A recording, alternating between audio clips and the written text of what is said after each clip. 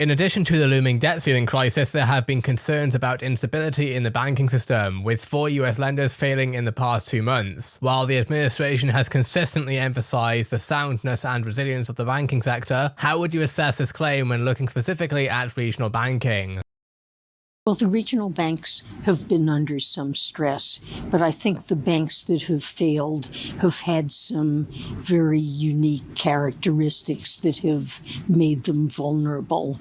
The banks that failed tended to have substantial losses, mark-to-market losses on their hold-to-maturity portfolios. So although their regulatory capital wasn't impaired, their tangible equity was diminished. And they simultaneously had a very high proportion of uninsured deposits. And that profile is not very common. But look, a lot of banks, particularly regional banks, are seeing their earnings come under pressure. The amount that they're having to pay for deposits is rising, and in many cases their investments are at lower interest and their stock prices are coming under pressure.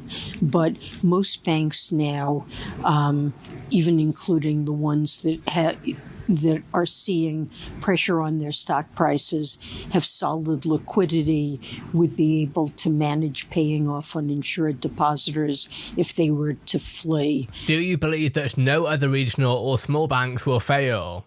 Well, look, I don't want to talk about the situations of individual banks, but what I see is a banking system that overall is well capitalized, still has very solid earnings, and we've improved the available liquidity to the banking system, and think that banks are going to be able to survive this. But, we're monitoring the situation very, very carefully. She acknowledges that some regional banks have been under stress due to the recent failures of some US lenders. However, she notes that the banks that have failed have had a unique characteristic and that the banking industry as a whole remains strong and well capitalized.